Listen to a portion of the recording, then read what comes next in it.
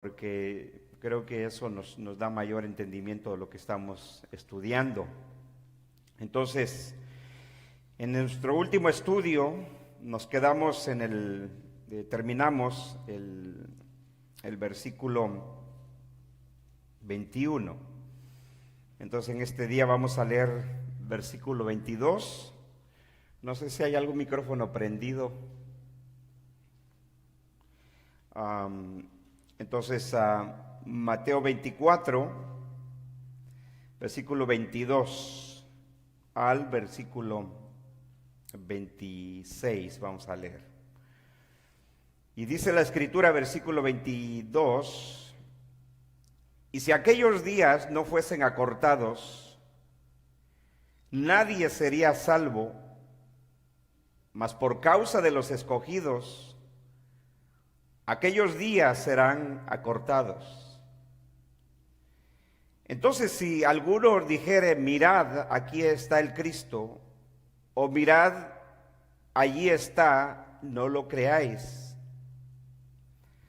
Porque se levantarán falsos cristos y falsos profetas, y harán grandes señales y prodigios, de tal manera que engañarán, si fuere posible, aún a los escogidos. Yo os lo he dicho antes, así que si os dijeren, mirad, está en el desierto. Creo que, hermanos, es que estaba la música, si mutilan la música, el canal de la música, me parece que eso es eso creo que está haciendo el feedback. Dice, versículo 26, así que si os dijeren, mirad, está en el desierto, no salgáis, o mirad, está en los aposentos, no lo creáis. Eso es todo. Pueden sentarse, hermanos, por favor.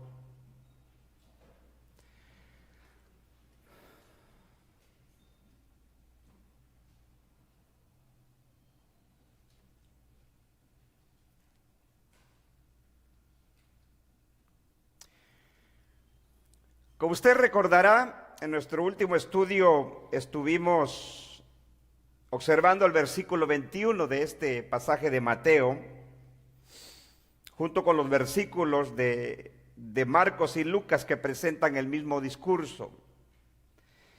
Y en nuestro estudio pasado estuvimos viendo el asunto de la gran tribulación. La gran tribulación que definitivamente es un tema muy, ¿cómo diríamos?, muy mencionado dentro de los medios evangélicos, porque es un tema que habla de algo que muchos esperan todavía en el futuro. Al final de cada estudio, yo he dado un poco de tiempo para que, si usted tiene alguna pregunta, pueda hacerla, y yo sé que a veces uno por pena no lo hace, pero algunos hermanos se me han acercado, por lo menos cuando estamos ahí saludándonos,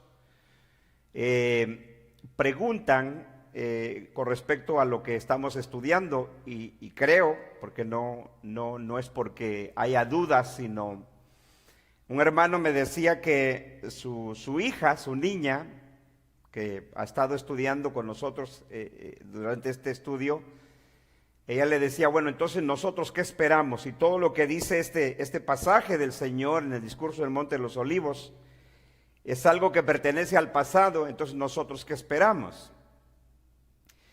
Y yo le decía a este hermano que está tan arraigado en nosotros la idea de que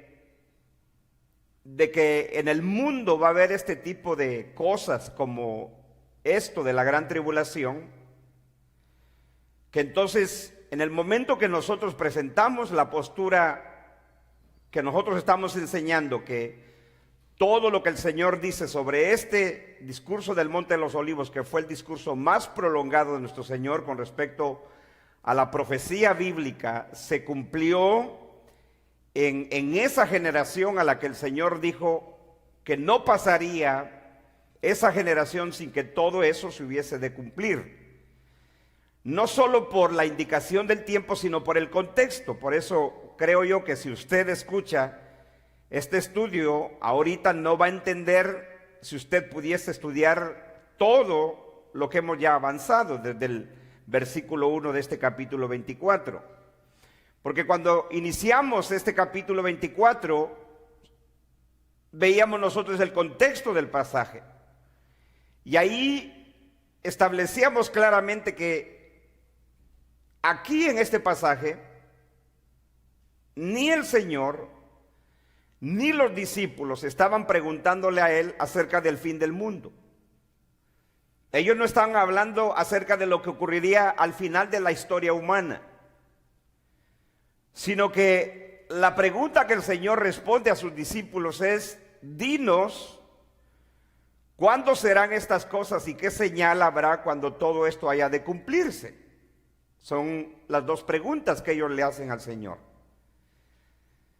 Pero, ¿por qué ellos le hacen esas dos preguntas? Porque el Señor Jesús les había dicho: ven todos estos edificios, no quedará piedra sobre piedra que no haya de ser derribada.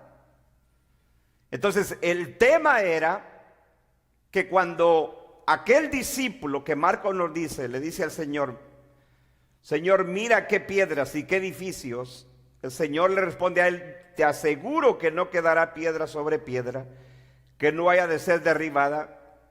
Entonces, es ahí donde surgen las dos preguntas de los discípulos. Cuando el Señor hubo salido del templo, se fue al monte de los olivos, se sienta enfrente del templo, o sea, tiene el templo hacia enfrente, los discípulos están con él. Marcos nos dice que son 4 de ellos los que en privado le dicen al Señor: dinos cuándo será esto. ¿Esto qué? Pues la destrucción del templo. ¿Y qué señal habrá cuando esto haya de suceder? Ellos pedían una señal cuando llegara el momento que esto habría de cumplirse. Y dijimos que el Señor responde a la inversa, porque la primera pregunta de ellos es: dinos cuándo. Entonces ellos quieren saber el tiempo. Y eso es lo que el Señor hace, que Él responde hasta el final la pregunta del tiempo. Por eso al final, por lo menos en Mateo 24, tenemos en el versículo 34, cuando Él dice: de cierto os digo que no pasará esta generación hasta que todo esto acontezca. Y los 3 evangelistas concuerdan en el asunto del tiempo, porque Marcos lo dice en el verso 30. En verdad os digo que no pasará esta generación hasta que todo esto suceda. Lucas lo dice en el versículo 32 de Lucas 21. En verdad os digo que no pasará esta generación hasta que todo esto suceda. Entonces el Señor, la primera pregunta la responde al final. La segunda pregunta es la que responde primero. Ellos le piden una señal. Y dijimos que lo primero que el Señor hace antes de decirles la señal que ellos le piden para que ellos supieran cuándo se iba a cumplir esto, es que Él les habla de eventos que sucederían primero antes de llegar a ese momento del juicio sobre Jerusalén, que era la destrucción del templo y la destrucción de la ciudad. Recuerde usted que el Señor les había dicho a los fariseos y escribas, representantes del pueblo de Israel, en el capítulo 23 les dijo: vuestra casa os dejada desierta. Esa palabra desierta, desolada, es la que luego posteriormente el Señor habla cuando dice: cuando ustedes vean la abominación desoladora de la que habló Daniel, el que lee que entienda, entonces los que estén en los montes, en la ciudad, salgan de ella. Si usted está en el campo, no regreses a tu casa. Sí, entonces esa era la indicación, que ellos tenían que escapar, salir de la ciudad. Esto es más o menos, y usted lo va a ver, que ese es uno de los ejemplos que el Señor pone del Antiguo Testamento. Él, por ejemplo, habla de el juicio del diluvio. Más adelante, Él va a ilustrar estos eventos del juicio sobre Jerusalén, lo va a ilustrar con el juicio del diluvio. lo va a ilustrar con el juicio de Sodoma y Gomorra. Que el ángel viene y le dice a Lot: sal de la ciudad, sal de Sodoma, porque Dios va a hacer derramar su juicio sobre ella. Y nosotros sabemos que Lot sale de la ciudad, el ángel va y lo apresura para que salga. Y el libro de Génesis dice que Lot sale y escapa a una ciudad pequeña. Eso es lo que significaba Zoar. Zoar era una ciudad pequeña. Lot escapa a la ciudad de Zoar y entonces desciende fuego del cielo y Dios destruye a Sodoma y Gomorra. Ese es el ejemplo, uno de los ejemplos con los que ilustra el Señor estos eventos. Y por eso los creyentes del primer siglo tenían que hacer lo mismo que Lot, escapar. Por eso le digo que aquí no existe el arrebatamiento. Ese famoso arrebatamiento que oímos tanto y que los dispensacionalistas, los que tienen la postura futurista, les encanta ver en este pasaje, en este discurso, no está. No está porque ya lo vimos. Porque el Señor tenía que decirle a sus discípulos: cuando ustedes vean a Jerusalén rodeada de ejércitos, huyan a los montes, el que esté del campo no vuelva a su casa. ¿Por qué tenía que decirles eso? Lo que tenía que haberles dicho es: ustedes no se preocupen, va a venir el Señor del cielo y los va a arrebatar, los va a levantar y ustedes van a salir de esta ciudad. Pero no es eso lo que les dice. Les dice: huyan a los montes. Y eso hicieron los creyentes. Al igual que Lot no fue levantado hacia el cielo, Lot corrió, y ahí nosotros conocemos la famosa historia, y el mismo Señor menciona ese ejemplo, se lo pone a sus discípulos, les dice: acuérdense de la mujer de Lot, porque cuando la mujer de Lot no quería abandonar a Sodoma y Gomorra, ellos van huyendo, el ángel les dice: apresúrate, le dice a Lot, a salir de Sodoma y Gomorra. La mujer de Lot voltea atrás y dice que Dios la convierte en estatua de sal. Y por eso el Señor en el Nuevo Testamento, Él dice: acuérdense de la mujer de Lot. No volteen atrás, huyan. Entonces, ese es el ejemplo de que el pueblo de Dios, o sea, los creyentes del primer siglo, iban a ser guardados por hacer o seguir las indicaciones del Señor, lo cual hicieron. Tanto Josefo como los historiadores cristianos nos dicen que los cristianos huyeron a una ciudad que daba al frente, al otro lado del río Jordán, que se llamaba Pela, y los cristianos huyeron allí y escaparon. Imagínense que ahora que fue el huracán aquí en Texas, principalmente en Houston, donde fue lo más duro, por días el gobierno de Texas le dijo a la gente: evacúen. Si usted puede irse, váyase a otro lugar. Pero como las personas estamos muy apegadas a nuestra casa, a lo material, ¿cuántas de esas personas que murieron en el huracán en Houston, Texas, pudieron haber salvado su vida si tan solamente se hubieran ido de la ciudad? Pero se quedaron. Se quedaron. Y es muy probable que aún cristianos hayan muerto en Houston, Texas, por el huracán, porque no salieron de sus casas, prefirieron quedarse. Lo mismo hubiera pasado con los discípulos en el primer siglo, en este juicio que venía sobre Jerusalén, donde vimos ya la expresión "y habrá gran tribulación", que dijimos no tenía nada que ver con los creyentes, sino era para que los creyentes huyeran. Esta gran tribulación, que Marcos llama tribulación, él no la llama gran tribulación, que Lucas la llama días de venganza, esos días serán de angustia, llama Lucas, era para el pueblo de Israel, y así fue. Josefo nos dice que más de 1 millón de judíos fueron masacrados. Los cuerpos estaban amontonados en las calles, a la orilla del mar. El mar se puso rojo porque la sangre corría en aquellos días. Casi 2 millones de judíos fueron llevados cautivos, esclavos, fueron vendidos esclavos, como el Señor lo predijo en aquellos días. Entonces, esto era una instrucción para los discípulos. Aquí no estaba hablando el Señor con los discípulos del fin del mundo, de lo que acontecería al final de la historia humana, sino de lo que acontecería en ese juicio contra Jerusalén por haber matado a los profetas y por haber rechazado y matado al Hijo de Dios. Entonces, ahora, llegamos a este versículo 22, y aquí, fíjese cómo ahora el Señor, fíjese que nunca el Señor ha cambiado de tema. El Señor no es como nuestros hermanos futuristas dicen, el Señor habló de la destrucción de Jerusalén, pero también habló del fin del mundo o de lo que pasará al fin de la historia. No encontramos ningún cambio.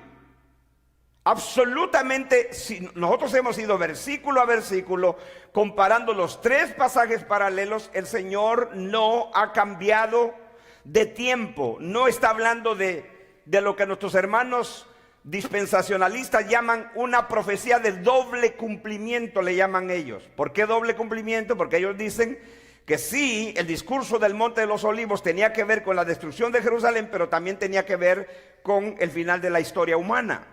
No, aquí no hay una profecía de doble cumplimiento. Aquí tenemos nosotros la profecía de un solo cumplimiento y tenía que ver con el juicio sobre Jerusalén, la destrucción del templo.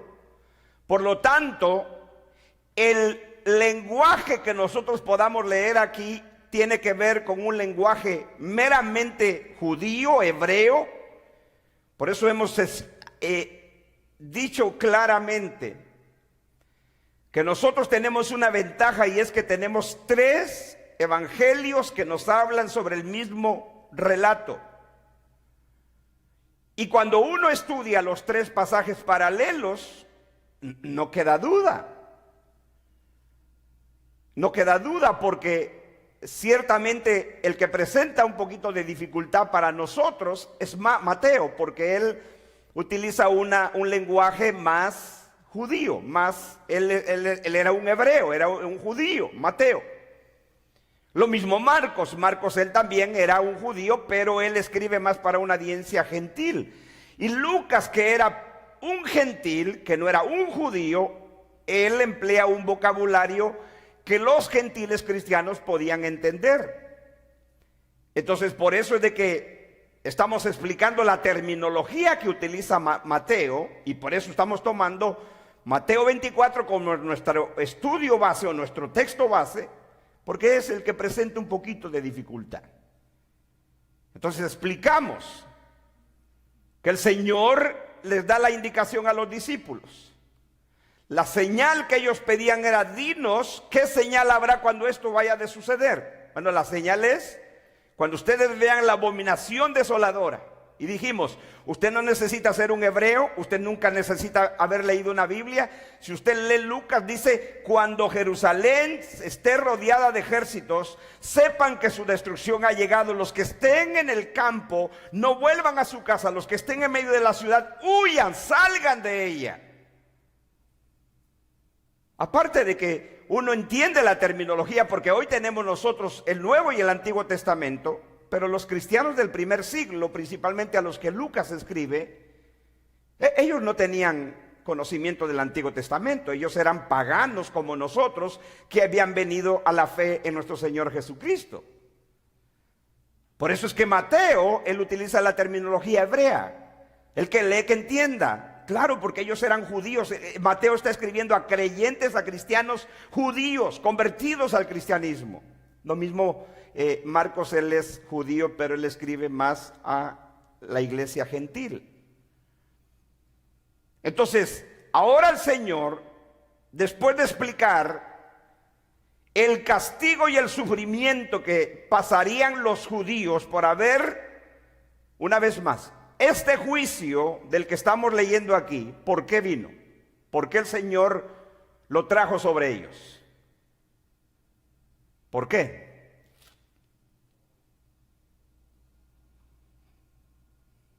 Jerusalén, Jerusalén. Exactamente.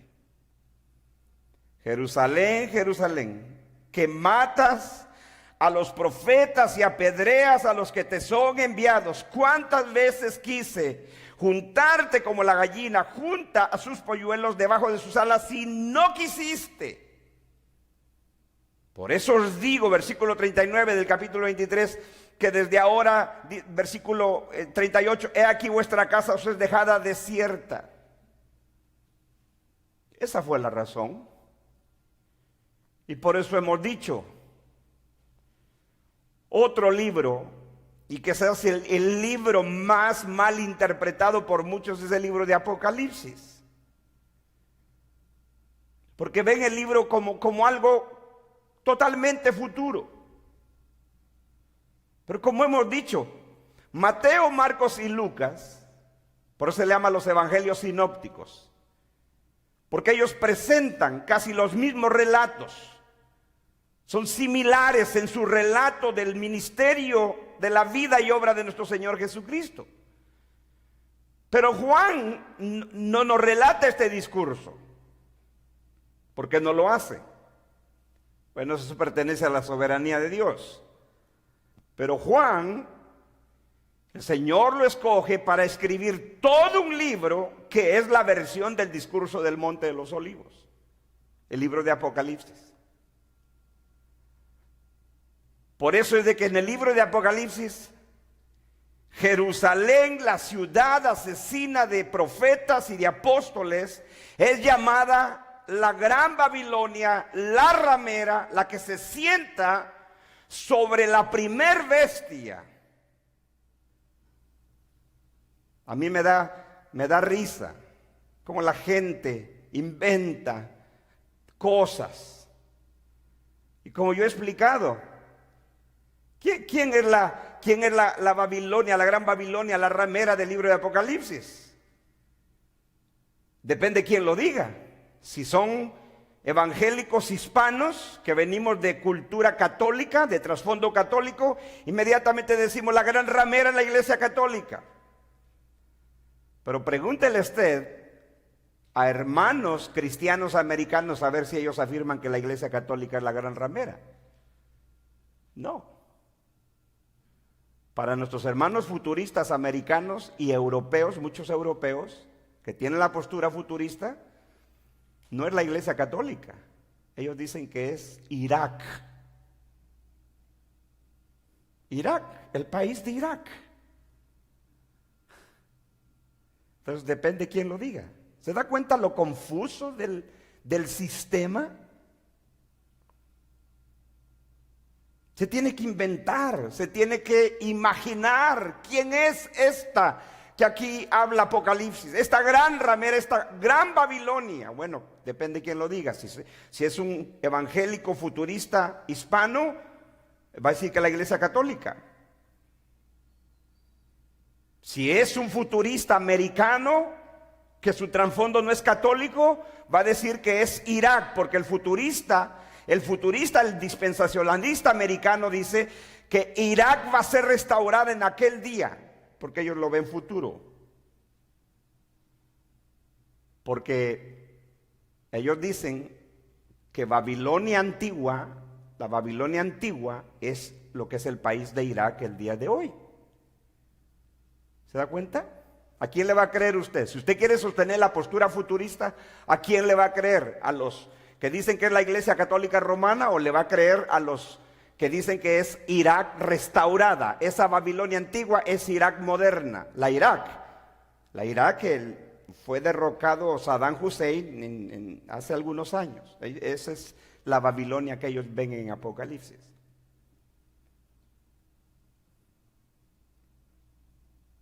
Por eso es lo maravilloso, que la Biblia se interpreta sola. Y eso es lo que hemos hecho. Interpretar la Biblia con la Biblia. Entonces es ahí donde el Señor ahora, después de explicarle a ellos lo que sería este juicio, este castigo, donde en palabras de Lucas el Señor le dijo a sus discípulos, porque en aquellos días serán de venganza, esa es la venganza de Dios, Si usted tiene el pasaje de Lucas capítulo 23, 21, verso 22, dice, porque aquellos días serán de venganza, le dijo el Señor. Pero ¿para quiénes iba a ser día de venganza? Para los judíos, incrédulos, rebeldes, asesinos, de profetas y de los que les eran enviados y del Hijo de Dios. Porque en aquellos días serán de venganza, para que se cumplan todas las cosas que están escritas. Hay de las que estén en cinta y de las que estén criando en aquellos días, porque habrá una gran calamidad. Mire cómo le llama Lucas, gran calamidad. Él no utiliza el término gran tribulación. El único que utiliza el término gran tribulación es Mateo, porque Marcos simplemente le llama tribulación. Porque habrá en aquellos días gran calamidad sobre la tierra. Explicamos que la tierra ahí es la tierra de Israel, es una referencia a la tierra de Israel, e ira para este pueblo. ¿De qué pueblo está hablando? De Jerusalén, de Israel, e ira para este pueblo. Versículo 24, y el Señor le dice a los discípulos, y caerán a filo de espada. ¿Quiénes iban a caer a filo de espada? O sea, esa era la forma como se le quitaba la vida a las personas antes. No había pistolas, no había armas de fuego, eran espada, era el arma con la que se quitaba la vida a otra persona. ¿Quiénes iban a caer a filo de espada? ¿Los discípulos, los hijos de Dios, los cristianos? No, a ellos les dijo, huyan, cuando vean a Jerusalén rodeada de ejércitos, ustedes huyan a los montes.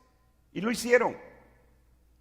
Es lo que hizo Lot. Más adelante va a poner el Señor el ejemplo de Lot.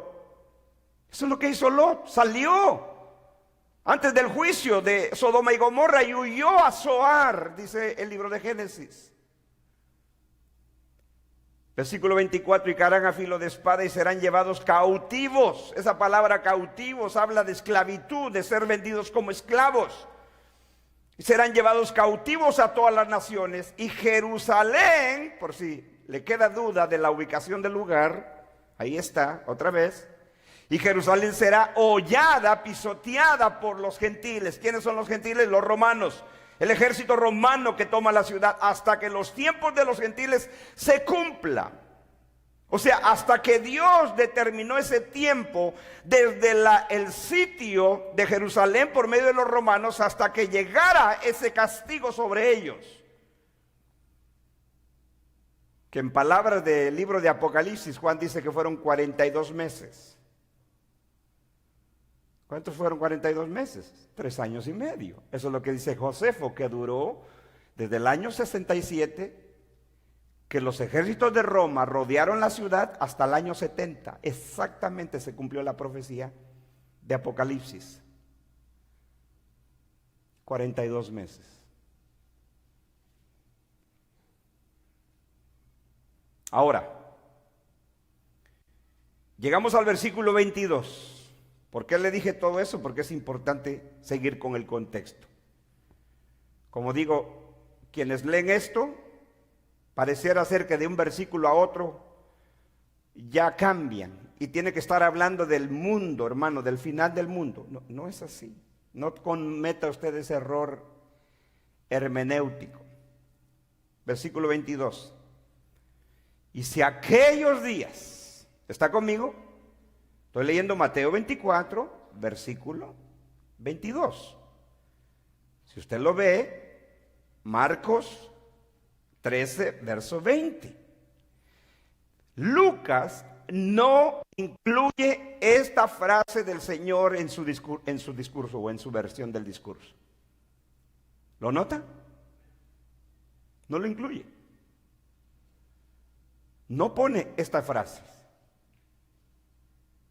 Solo Mateo y Marcos dice, versículo 22, y si aquellos días, aquí es importante preguntarnos, ¿cuáles son aquellos días de los que habla tanto Mateo como Marcos? ¿Qué dijo el Señor?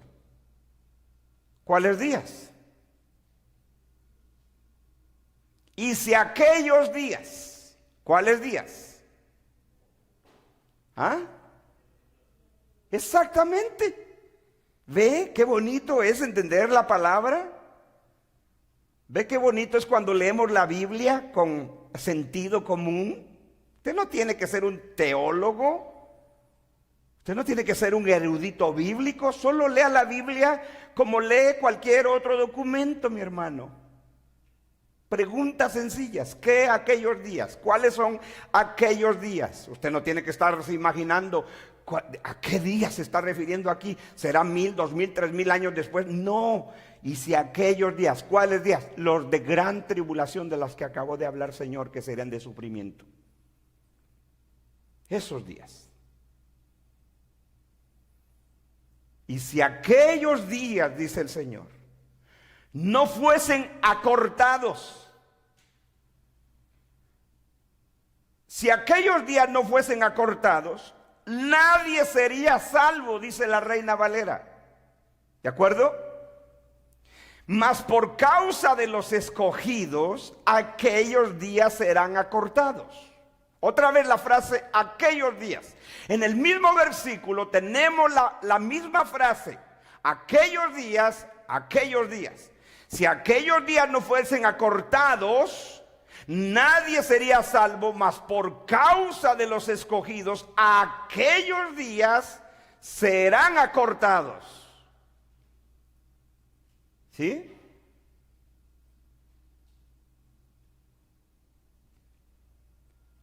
Ahora, aquellos días son los días de juicio contra Jerusalén, contra Israel. ¿Correcto? Esa es la gran tribulación que dice Mateo, esa es la tribulación que dice Marcos, y ese es los días de ¿qué? De gran calamidad que dice Lucas. El mismo evento, que era el juicio de Jerusalén. Y que la indicación para los discípulos fue: cuando ustedes vean que Jerusalén es rodeada de ejércitos, si estás en medio de la ciudad, sal de ella. Si estás en el campo, no vuelvas a tu casa. Si estás en la azotea, no bajes a tu casa a tomar algo. Ve, huye. Los cristianos lo hicieron, huyeron. Pero entonces ahora el Señor vuelve y ahora cambia la audiencia. ¿Quién es la audiencia a la que ahora se refiere? A sus discípulos. Se refirió sobre el juicio de Jerusalén. La gran tribulación que llama aquí Mateo era para el pueblo judío, pero ahora para ellos dice, y si aquellos días, le dice el Señor,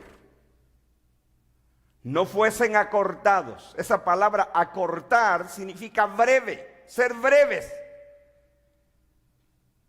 Esa es la frase que comúnmente nosotros usamos. Muchas veces decimos, por ejemplo, a nosotros los que nos ha tocado venir a este país, emigrar a este país, una de las cosas que se nos hace diferente cuando venimos aquí es que pareciera ser que el tiempo va muy rápido, ¿verdad que sí? Yo me recuerdo cuando yo estaba en México, un año se me hacía larguísimo, larguísimo, hermano. Cuando yo vine a este país, yo me daba cuenta que el año se pasaba, pero rapidísimo. La pregunta es, ¿acaso es porque los días o las horas duran menos en México que aquí? No, es por la forma de vida, es el sistema de vida que venimos a experimentar aquí. De trabajar y para arriba y para abajo. Eso es lo que nos hace ver que el tiempo pasa más rápido. Entonces, el Señor está diciendo aquí, si aquellos días no fuesen acortados, usted ha oído de personas que dicen, es que mire, hermano, mire cómo se va el tiempo de rápido, eso es señal del fin. Hermanos,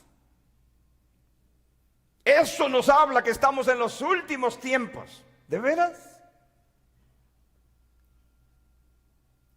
No. A los días que el Señor dice aquí, y si aquellos días no fuesen acortados, se está refiriendo a ese tiempo que Dios trajo juicio sobre Jerusalén, que sería breve, no sería el tiempo prolongado, pudiese haber sido mucho tiempo, pero el Señor dice, van a ser acortados.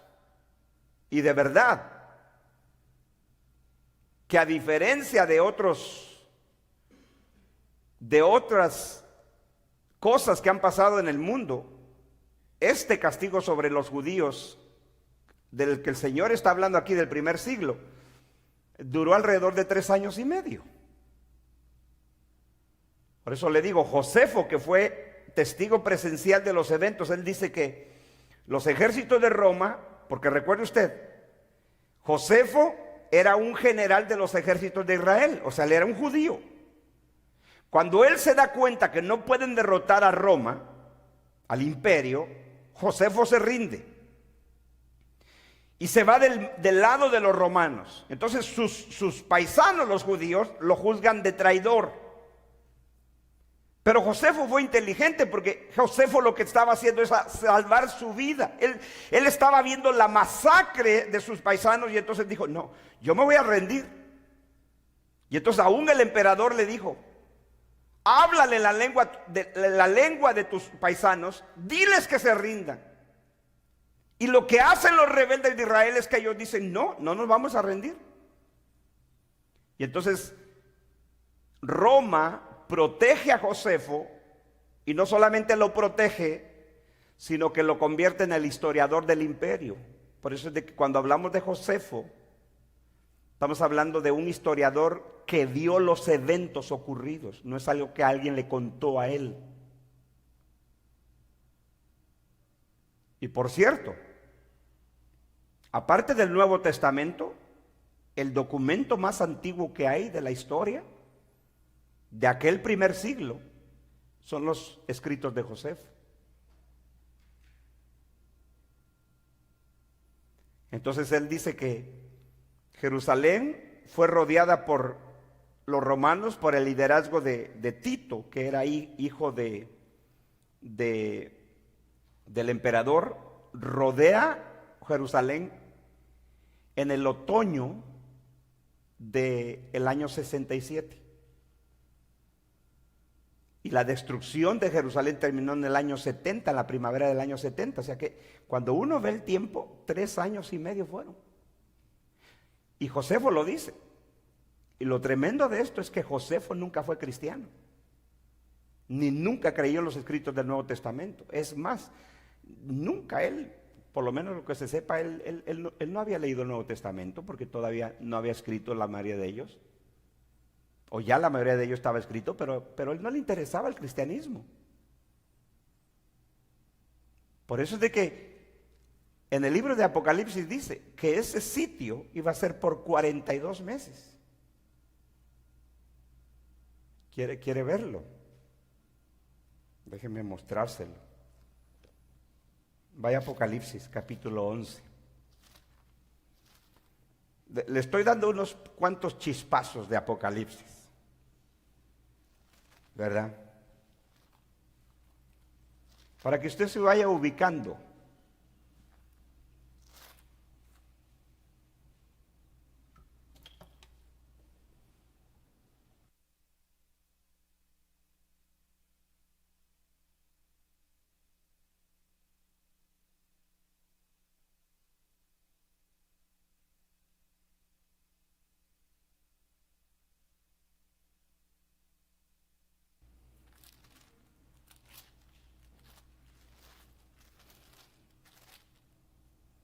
Apocalipsis 11.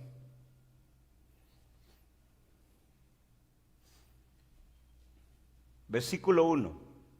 Ponga atención, por favor. Escuche bien. Recuerde que el libro de Apocalipsis es una visión. Fue dada a Juan en una visión. Dice, entonces me fue dada una caña semejante a una vara de medir. Y se me dijo, levántate y mide el templo de Dios y el altar y a los que adoran en él. Versículo 2. Pero el patio, le dijo, que está fuera del templo, déjalo aparte y no lo midas. ¿Por qué es que el ángel le dice a Juan que no mida el atrio del templo? Le pide que mida el templo y el altar, y a los que adoran en él. Pero en el verso 2 le dice, pero el patio, o sea, el atrio, dice que está fuera del templo, déjalo aparte, y no lo midas, porque ha sido entregado a los gentiles, y ellos hollarán la ciudad santa. ¿Cuál es la ciudad santa? No creo que usted siga diciendo que es el Vaticano. ¿Cuál es la ciudad santa? Jerusalén. Escuche esto. Dice, porque ha sido entregada a los gentiles y ellos hollarán la ciudad santa. ¿Por cuánto tiempo? 42 meses.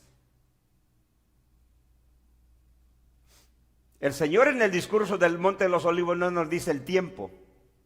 En la visión que se le da a Juan del Apocalipsis sobre los mismos eventos del discurso del Monte de los Olivos, sobre el juicio de Jerusalén, sí dice el tiempo, 42 meses. En el discurso del Monte de los Olivos, el Señor dice que aquellos días serían acortados. Mire,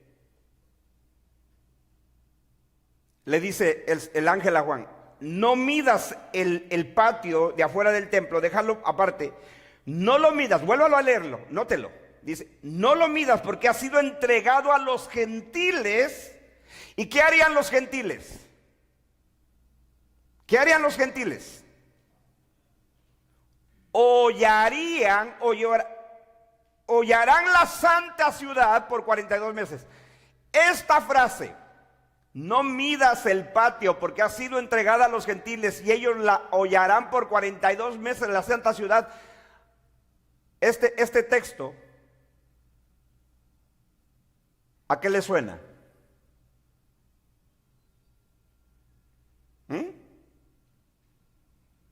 ¿Dónde está la misma frase en el discurso del Monte de los Olivos?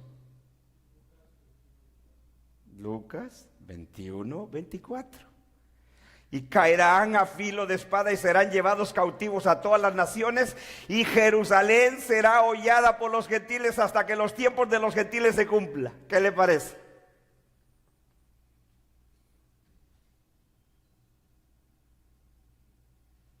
¿Sí le agarró o no? La mismo evento.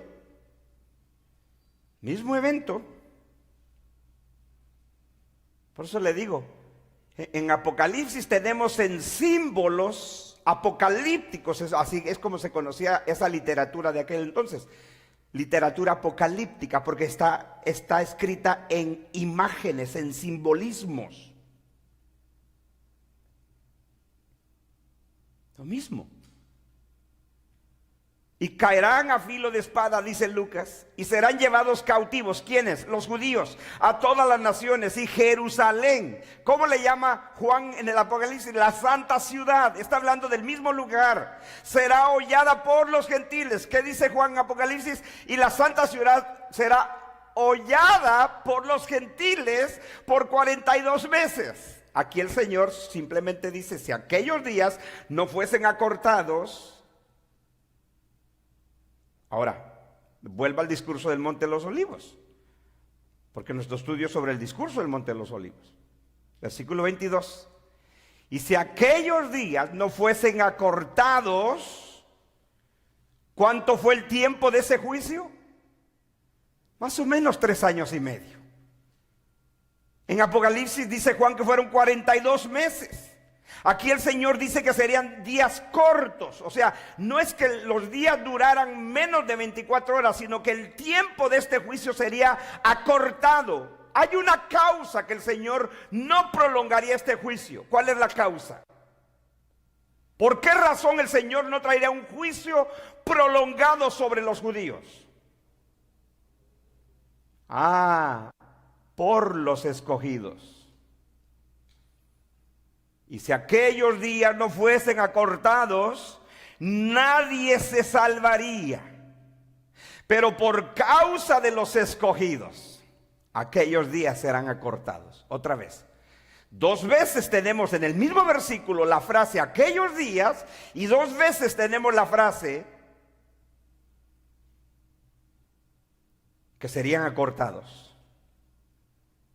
Pero ¿por qué el juicio sería breve? En tiempo, en prolongación del tiempo. Por los escogidos. Ahora, antes de responder a la pregunta, ¿quiénes son los escogidos del que el Señor está hablando aquí?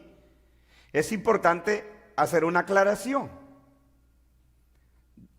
El texto dice, lo mismo dice Marcos 13:20, y si el Señor no hubiera cortado aquellos días, nadie se salvaría, pero por causa de los escogidos que Él eligió, mire el énfasis de Marcos, esos elegidos fueron elegidos ¿por quién? Por el Señor, dice. Los elegidos que Él eligió, acortó los días. Pero aquí hay una frase que no debemos de confundirnos. El contexto determina el significado de la palabra. Usted ve aquí que dice, y si aquellos días no fuesen acortados, nadie se salvaría. Ahí tenemos nosotros el término salvación, salvaría, hablando de personas. La pregunta aquí es, ¿este término nadie se salvaría está hablando de salvación eterna?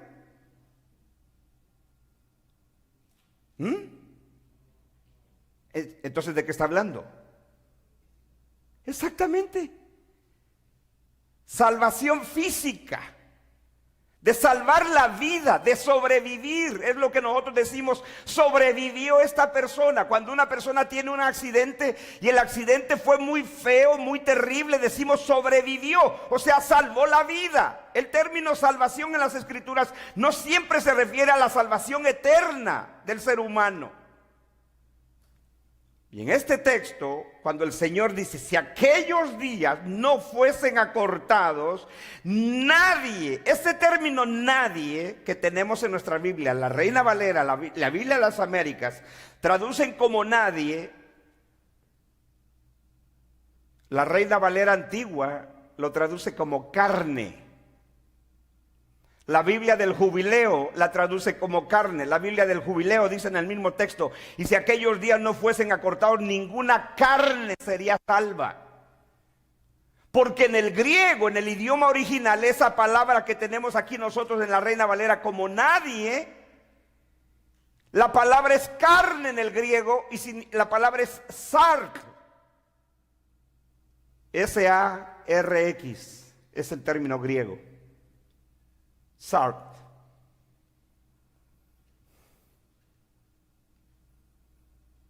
¿Qué significa carne? Ese término griego sark, que se utiliza aquí por el escritor divino, es una referencia a la carne de animales.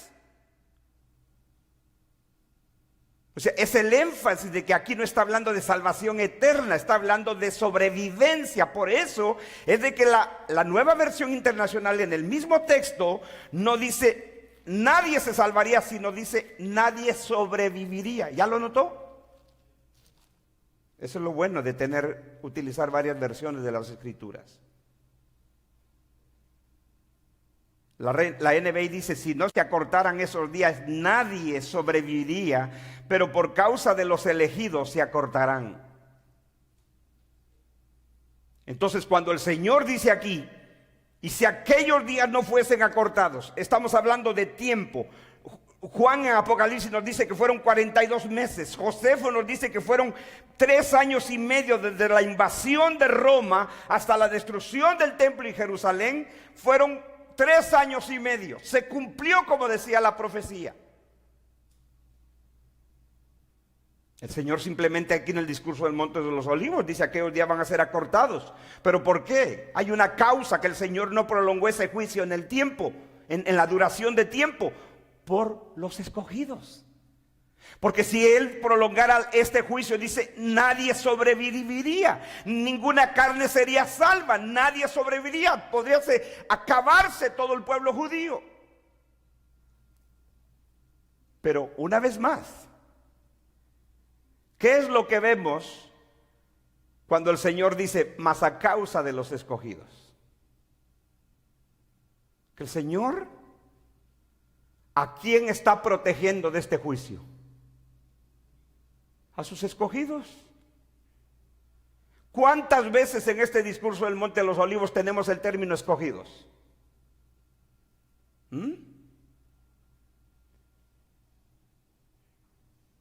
¿Cuántas veces?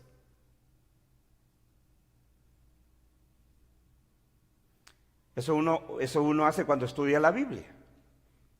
Cuando tú lees la Biblia, te das cuenta que se repite el mismo término, ve escribiéndolo, ve subrayándolo. Eso tiene mucho significado.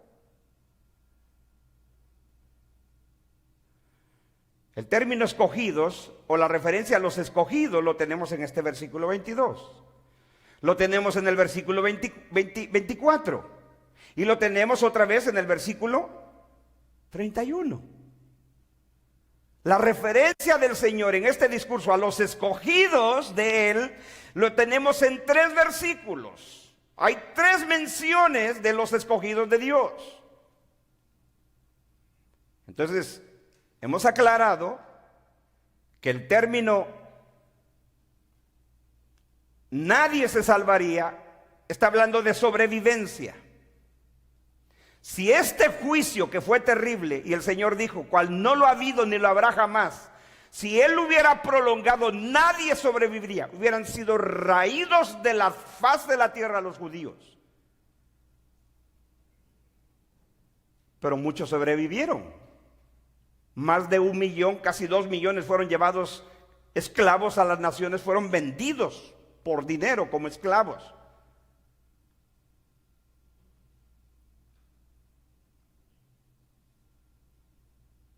¿Pero por qué lo hizo el Señor?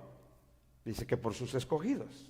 A causa, más por causa.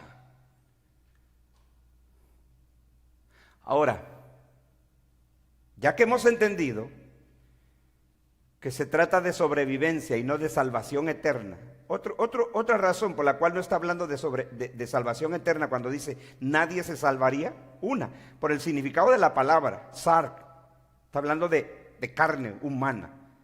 Por eso muchas Biblias simplemente traducen sobrevivir, carne.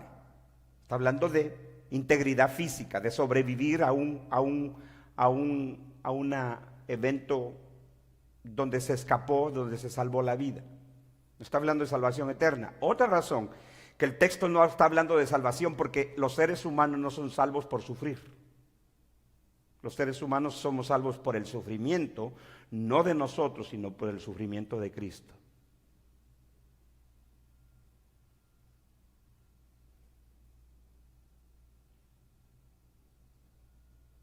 Ahora, la pregunta es, ¿quiénes son los escogidos? Bueno, si usted le pregunta a nuestros hermanos futuristas, ¿quién cree que son los escogidos?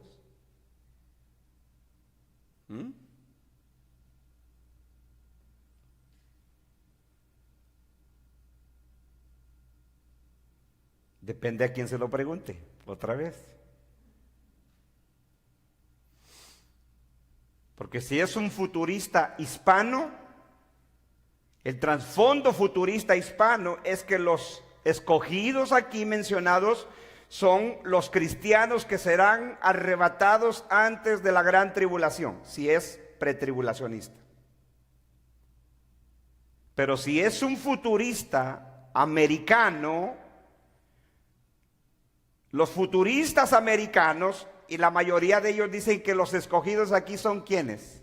No los cristianos, no los creyentes del primer siglo, sino los judíos que van a ser salvos en la gran tribulación.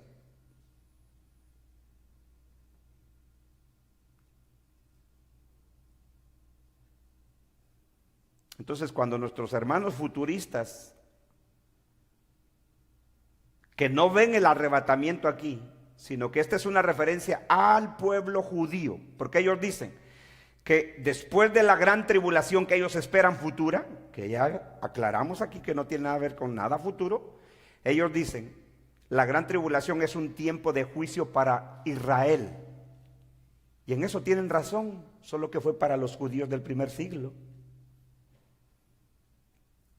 Pero entonces ellos dicen, que esa gran tribulación que ellos esperan en el futuro va a ser para castigar a los judíos, y los judíos que sobrevivan, dicen ellos, a la gran tribulación. Fíjese, hay una profecía en Malaquías, me parece, donde dice que una tercera parte de los judíos morirá. No, una tercera parte creo es. Necesito ver bien la cita. Pero los hermanos futuristas leen ese texto y ellos dicen que se refiere al futuro, cuando era una profecía que se cumplió aquí. Aquí, más de 1 millón de judíos fueron masacrados.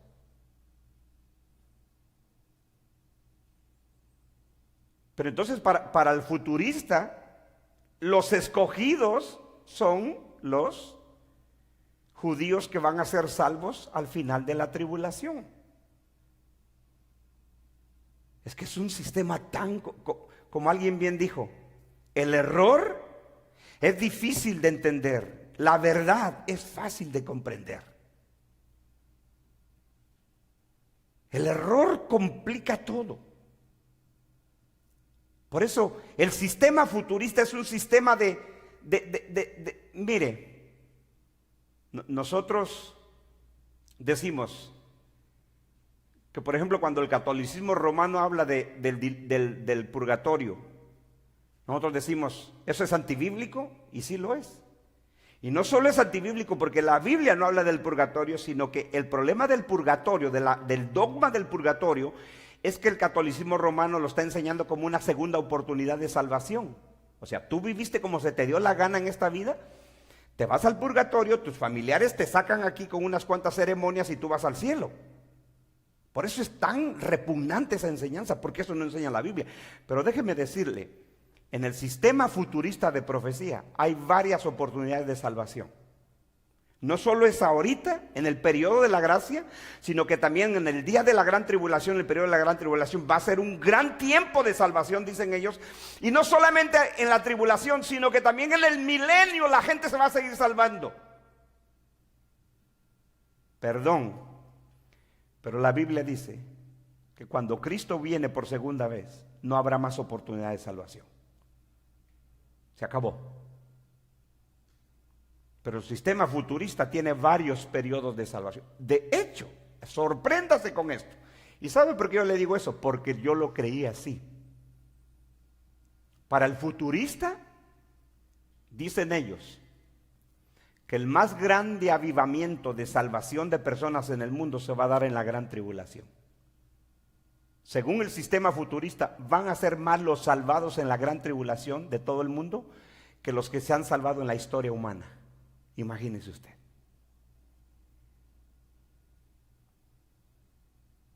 Eso es lo que ellos llaman el más grande avivamiento que la iglesia va a ver. ¿Sabe cuándo va a ser el más grande avivamiento para ellos? El día de la gran tribulación que ellos esperan en el futuro, cuando la gran tribulación es algo del pasado.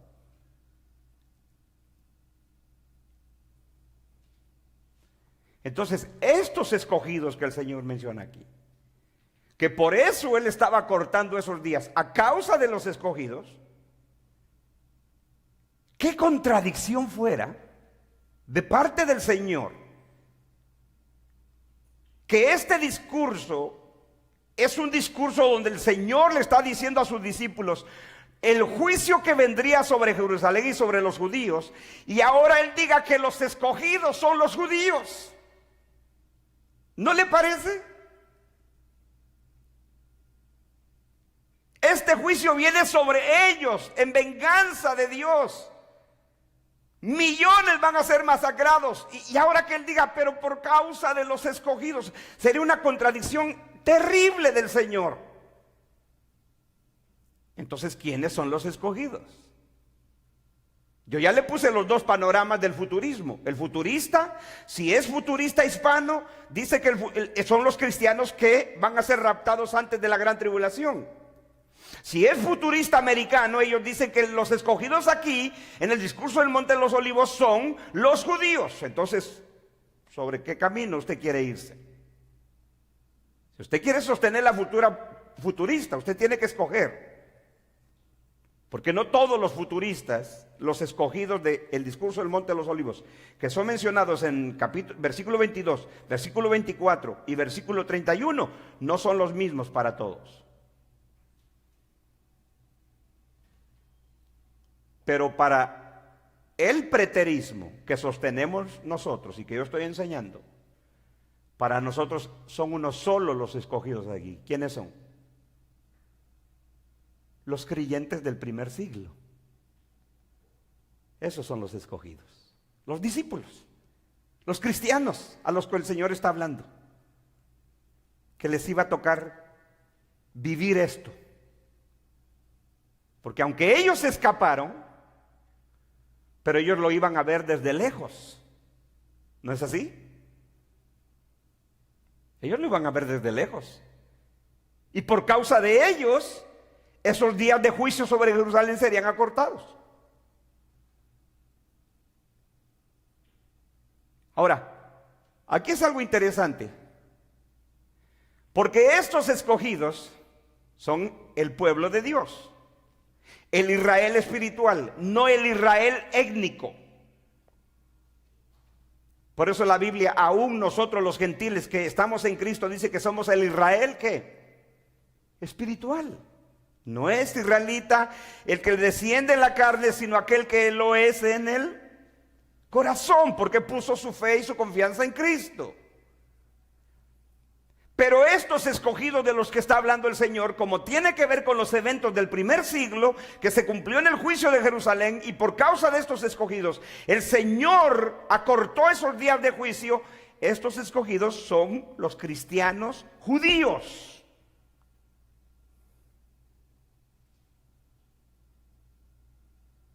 Pero ese es el título que se nos da al pueblo de Dios en el Nuevo Testamento, ¿no es así? ¿No es así los que sostenemos la doctrina reformada, que Dios antes de la fundación del mundo escogió a un número determinado de seres humanos para heredar la vida eterna? ¿Es así o no es así?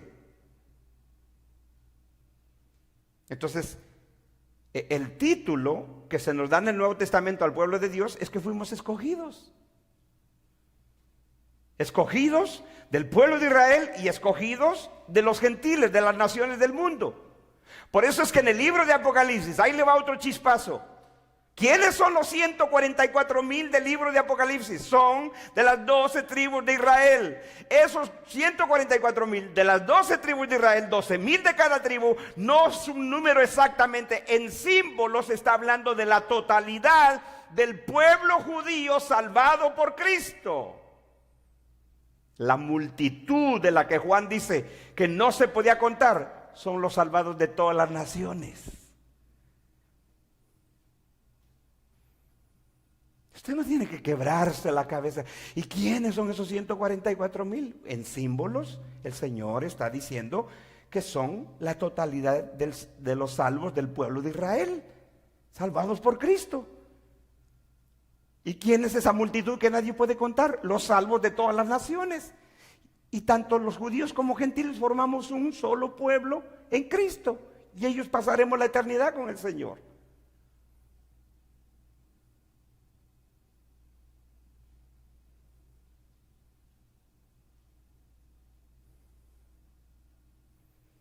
Entonces, estos escogidos son los creyentes judíos que son salvos en el primer siglo. Son los que escapan por su vida a los montes. Por eso le digo, ¿cómo la gente lee la Biblia? Leemos un versículo fuera de su contexto, no leemos el contexto, pero ¿sabe qué hacemos también? Cuando leemos un pasaje completo como este, si nosotros lo separamos de todo el Nuevo Testamento y aún del Antiguo Testamento, ese es otro problema, leer un texto fuera de su contexto. Porque yo lo invito, y lo hicimos el otro día, vaya al libro de los Hechos, capítulo 8.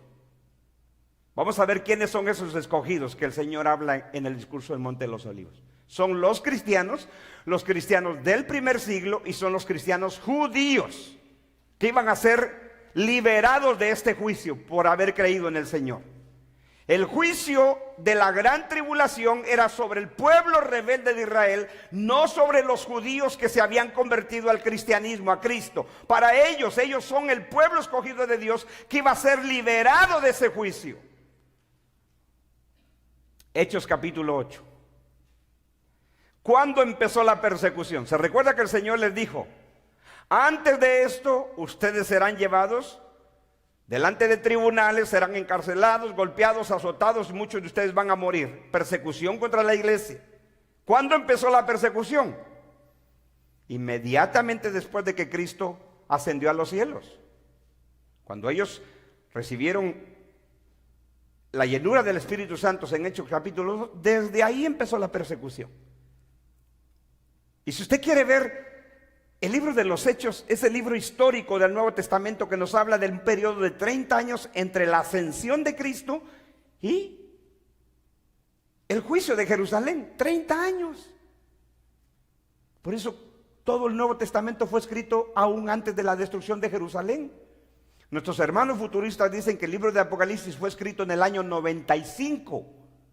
Esa es lo que se conoce como la fecha tardía del libro de Apocalipsis. Los que somos preteristas enseñamos que Apocalipsis fue escrito en el año 60 y algo antes de la destrucción del templo. ¿Por qué? Porque el mismo libro de Apocalipsis tiene evidencia de que fue escrito antes de la destrucción del templo. ¿Cuál es una de ellas? La acabamos de leer.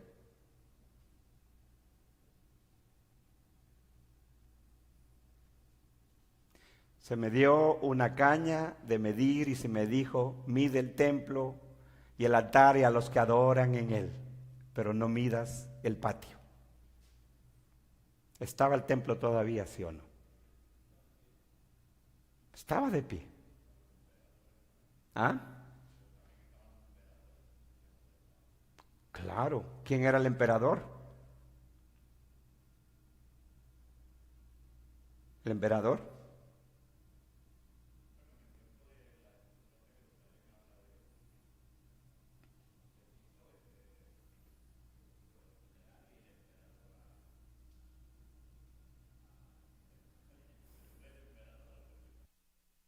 Sí. No, claro. Fue la época de los emperadores, pero ¿quién era el emperador? Cuando el libro de Apocalipsis fue escrito, el emperador era Nerón. ¿Sí? Pero no olviden eso. El emperador era Nerón. Porque así es como se ubica en el tiempo. Pero esa es una evidencia interna del libro de Apocalipsis, que el templo todavía estaba de pie. Ahora, cualquiera pudiese decir: no, pero ese es el templo en el cielo. Momento, en el mismo capítulo de Apocalipsis 11, donde se le dice a Juan que mida el templo, en el mismo capítulo 11 de Apocalipsis habla del templo en el cielo. 2 templos. Uno que no debe de medir el atrio, es el templo terrenal. 2, el templo del cielo, aparece en el mismo capítulo. Entonces, para que nadie se confunda, cualquiera pudiese decir: no, pero es ese templo que el Señor le dice a Juan que mida, es el templo en el cielo. No, en el mismo capítulo te da la respuesta, que también está el templo en el cielo. O sea que cuando unos vienen, yo ya vengo. Entonces, dice aquí, hablando metafóricamente, no sé si entendió. Bueno, vuelvo aquí. Estamos en Hechos, ¿verdad? Hechos capítulo, ¿qué? 8. Hechos 8. Hechos 8. Dice así. Desde el verso 1, rapidito dice: y Saulo consentía en su muerte. ¿En la muerte de quién? De Esteban, el primer mártir de la iglesia. En aquel día hubo una gran persecución, mire, gran persecución contra la iglesia que estaba en Jerusalén. ¿Sí? Todavía no ocurría lo del juicio sobre Jerusalén, pero la persecución empezó desde la misma ascensión de nuestro Señor Jesucristo a la diestra del Padre. Aquí todavía faltan décadas para que ocurra lo del juicio de Jerusalén, pero la gran persecución empezó en la iglesia, ¿dónde? En Jerusalén. Y todos, nótese el término todos, no significa todos los cristianos, todos fueron esparcidos por las tierras de Judea, de Samaria, salvo los apóstoles. ¿Quiénes permanecieron en Jerusalén a pesar de esta persecución? Los apóstoles. Los apóstoles. Los creyentes de Jerusalén, o sea, creyentes judíos. La iglesia del Señor empezó ¿dónde? En Jerusalén. Los primeros cristianos, ¿qué fueron? ¿Judíos o gentiles? Judíos. Todos fueron esparcidos por esta gran persecución y fueron, dice, por la tierra de Judea, de Samaria, salvo los apóstoles. O sea, ¿quiénes permanecieron en Jerusalén?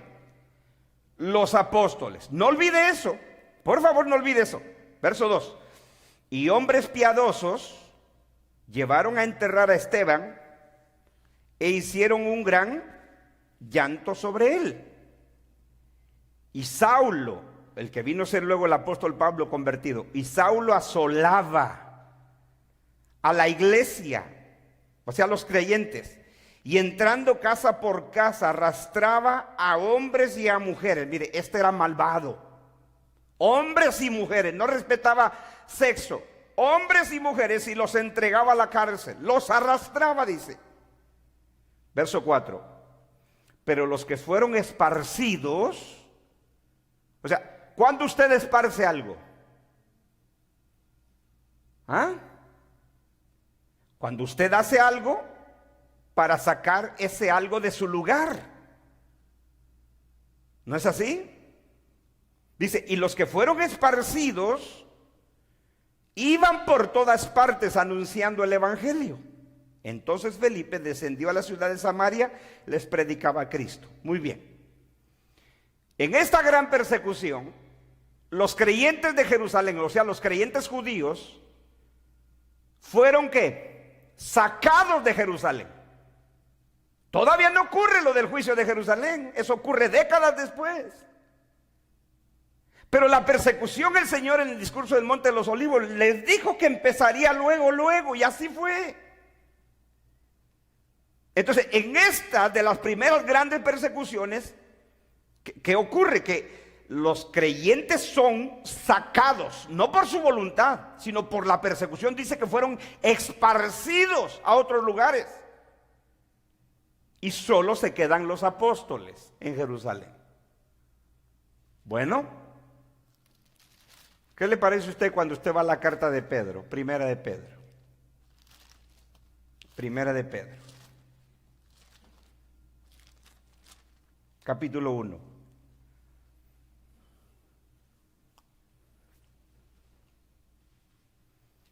Por eso hemos dicho que uno de los propósitos de casi todo el Nuevo Testamento, y digo uno de los propósitos porque no era el único propósito, cuando los escritores del Nuevo Testamento escribían sus cartas, las hacían ¿para qué? Para consolar a la iglesia perseguida en cualquier parte donde se encontraban.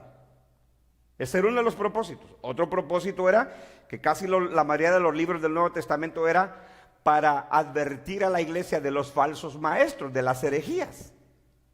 Pero casi todo el Nuevo Testamento son cartas de los apóstoles para los cristianos del primer siglo que estaban siendo perseguidos. Por eso cuando Pedro escribe su primer carta, escuche en el versículo 1 del capítulo 1, primera de Pedro. Pedro, entonces, ¿quién es el que escribe? Pedro, apóstol de Jesucristo, eso no queda duda. Era el Pedro que era apóstol del Señor. Pedro, apóstol de Jesucristo, ¿A quién escribe? ¿Quiénes son sus remitentes? ¿Quiénes? A los expatriados. ¿Y qué es un expatriado? Por ejemplo, usted emigró a este país, ¿usted es un expatriado? ¿Usted es un expatriado? ¿Sí o no? No, usted es un emigrante, pero no un expatriado. ¿Por qué? Porque los que venimos a este país no nos sacaron de nuestro país, venimos voluntariamente. Un expatriado es aquel que es sacado por la fuerza de su país. Usted y yo somos inmigrantes porque nadie nos dijo que viniéramos. A nosotros nos movió la inmigración, cuestiones económicas y otras cosas, pero la mayoría de nosotros no fuimos sacados de nuestro país. Pero estos creyentes a los que escribe Pedro son creyentes que fueron sacados de su país. ¿De qué país? De Jerusalén, de Israel. A eso se está escribiendo Pedro. Pedro, apóstol de Jesucristo, a los expatriados. Ahora, estos expatriados, ¿dónde se encontraban ahora? Expatriados de la dispersión. ¿Qué dice el libro de los Hechos? Que los que por aquella grande persecución fueron ¿qué? Esparcidos.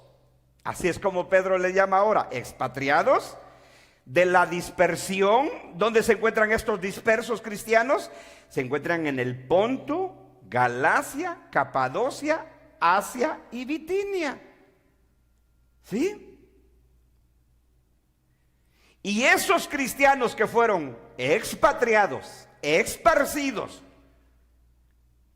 que son cristianos judíos a los que está escribiendo, a los cristianos judíos del primer siglo que fueron sacados de su país por causa de la persecución, son los expatriados, los que fueron dispersos, fueron a Ponto, a Galacia, Capadocia, Asia y Bitinia. ¿Quiénes son esos cristianos? Versículo 2. Elegidos según la presencia de Dios Padre en santificación del Espíritu.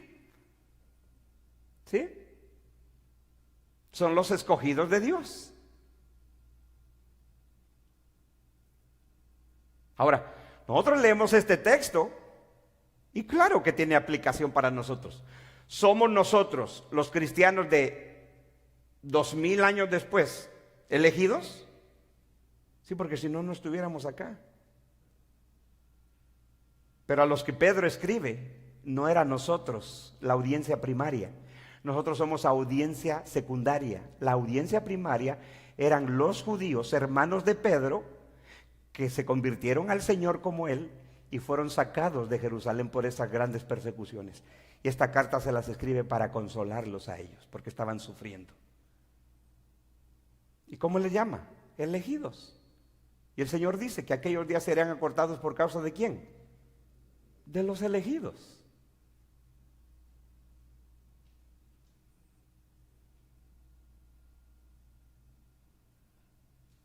Y eso es de lo que trata la carta de Pedro. Hermanos, el fuego de prueba que les ha venido, nadie se sorprenda por ello como si algo extraño les pasara. ¿Qué cree que era? Porque nosotros leemos ese pasaje y decimos, ay hermano, me duele el estómago, es la prueba que estoy pasando. No, mi hermanito. Cuando Pedro escribió a estos cristianos, estaban siendo perseguidos, fueron sacados de sus casas, de sus propiedades,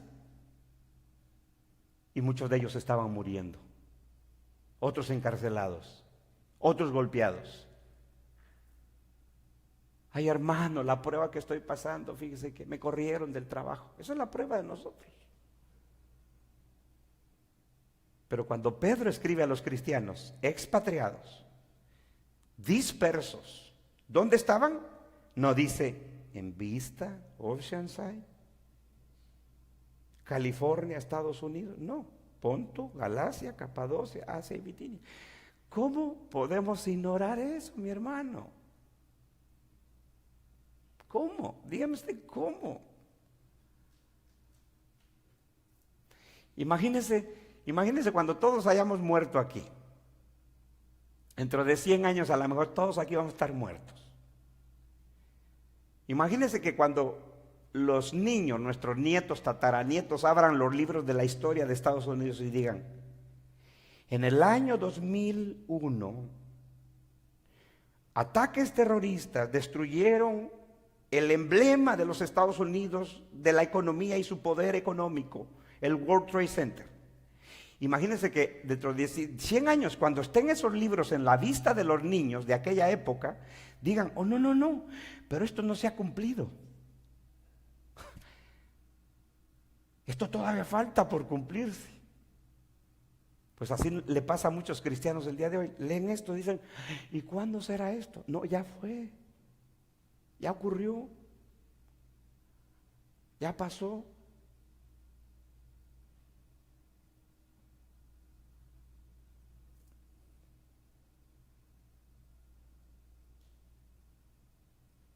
Entonces Pedro escribe a los creyentes judíos que son sacados de su país, expatriados, dispersos por todas las naciones del mundo de aquel entonces.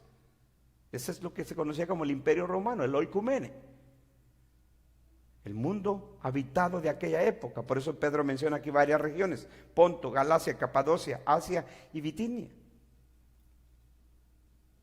¿Y quiénes son esos creyentes? Elegidos según ¿qué? La presciencia de Dios. Eso no es el tema. Pero el término presciencia es el conocimiento anticipado de Dios, que habla de su omnisciencia, que Él conoció, a los que Él conoció, a estos también predestinó, a los que predestinó, a estos también llamó, a los que llamó, a estos también justificó, a los que justificó, a estos también glorificó. Romanos 8, del 28 al 30. Nosotros somos parte de ese pueblo escogido de Dios ahora. Pero estos escogidos son los expatriados en la dispersión en el Ponto, Galacia, Capadocia, Asia y Bitinia. ¿Y cómo le llama Pedro a ellos? Elegidos. ¿Y qué dice el Señor? Que aquellos días serían acortados a causa de ¿qué? De los escogidos. Entonces no son los israelitas que son salvos en esta gran tribulación que esperan nuestros hermanos futuristas, no son los cristianos que van a ser arrebatados antes de la gran tribulación, como enseñan algunos. Estos cristianos, estos elegidos, son los primeros cristianos del primer siglo, que por ellos es que el Señor acorta esos días.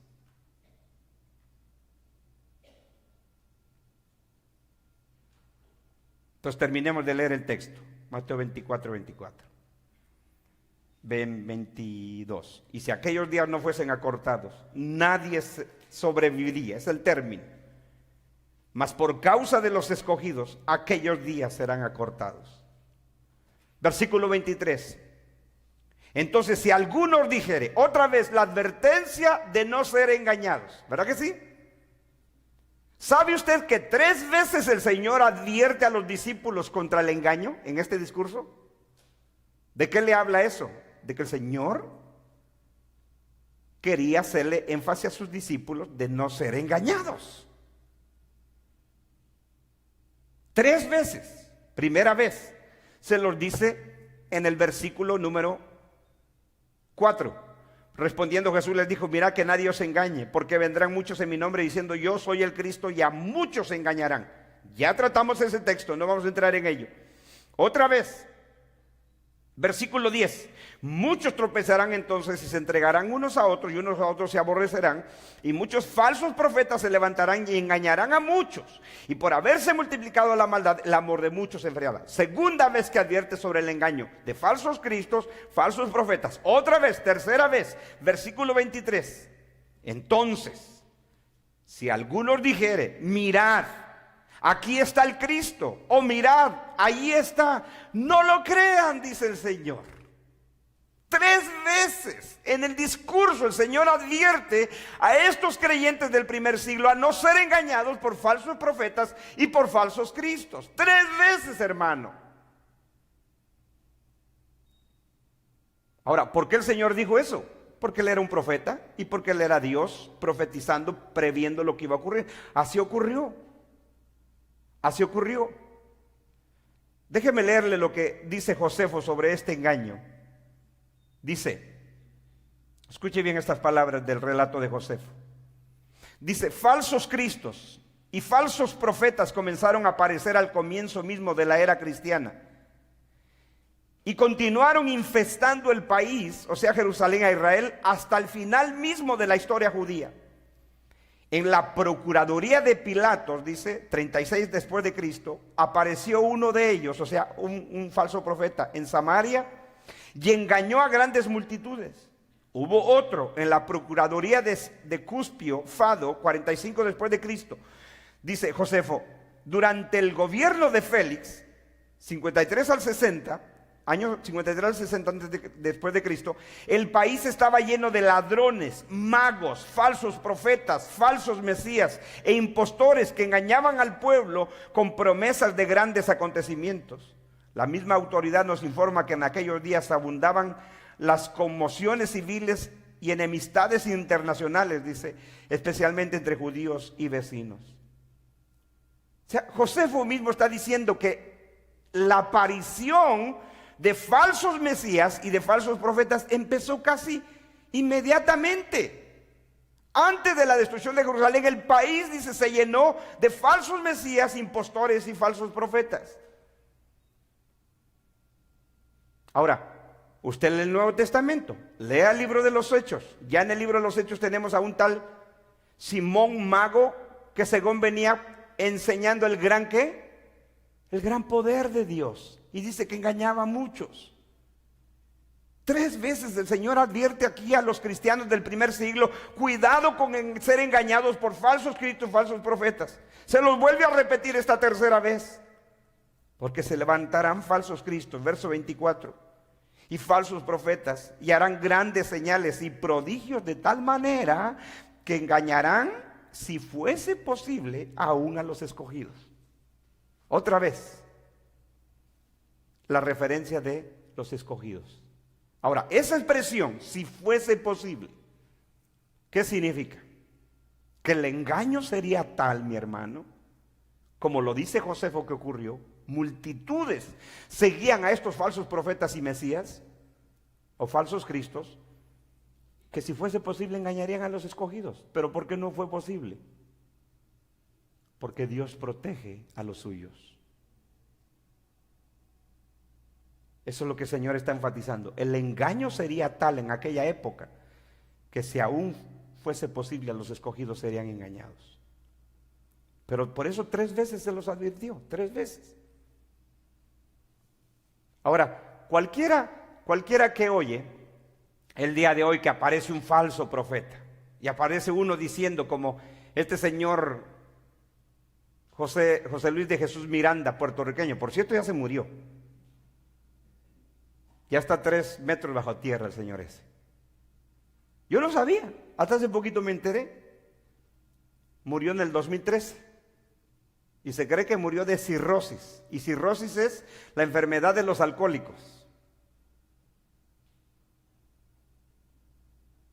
Él decía que él era Jesucristo encarnado. Entonces cuando usted oye locos como eso, usted dice, no, estamos al tiempo del fin. Mientras haya pecado en el mundo, siempre va a haber de esa gente. Pero no tiene nada que ver con esto. No se deje engañar usted, mi hermano. Mientras el mundo haya pecadores, siempre va a haber esa gente. Pero eso no nos está indicando de que el Señor ya viene. Para ellos sí era una indicación de que el tiempo del fin, no del mundo, sino del juicio de Jerusalén, había llegado. ¿Sabe que su última esposa con la que vivió este hombre, José Luis de Jesús Miranda, ahora dice que ella es la esposa de Jesucristo?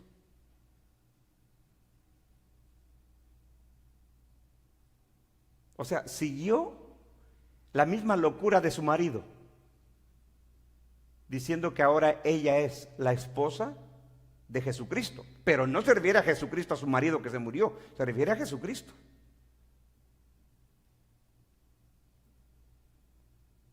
Y formó su propia secta, porque la secta de este señor, José Luis de Jesús Miranda, se hizo pedazos, se acabó. Unos cuantos loquitos siguen siguiendo ahí sus disoluciones, pero se acabó. Y ahora la viuda formó su propia secta. Se llama esposa de Jesucristo, se llama esposa de Melquisedec. Puras locuras. Ahí búsquenlo en internet, ahí está.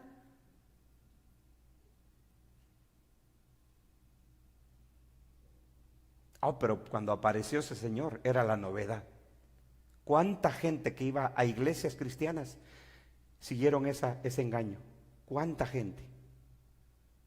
Es que cuando surgen iglesias de moda, pareciera ser que todos quieren estar ahí, ¿no? El tiempo es el que dice. El tiempo es el que el Señor a través del tiempo demuestra lo que es.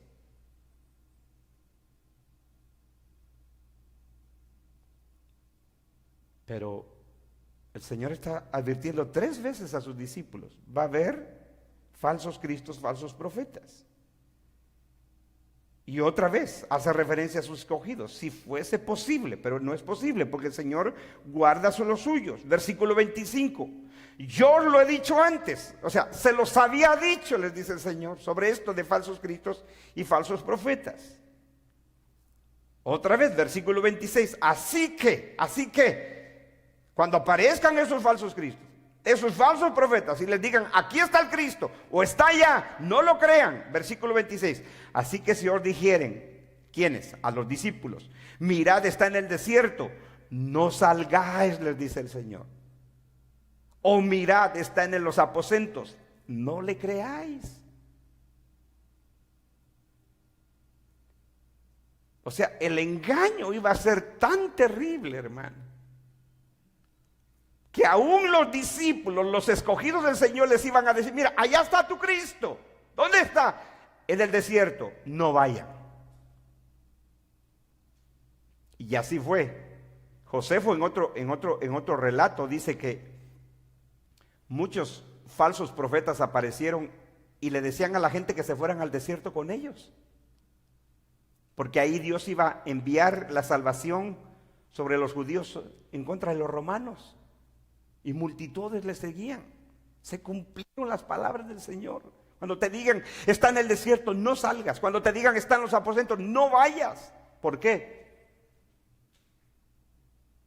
Porque como el relámpago, versículo 27, aunque ese no es el estudio de hoy, solo lo vamos a dejar para la próxima. Porque como el relámpago que sale del oriente y se muestra hasta hacia el occidente, así será también la venida del Hijo del Hombre.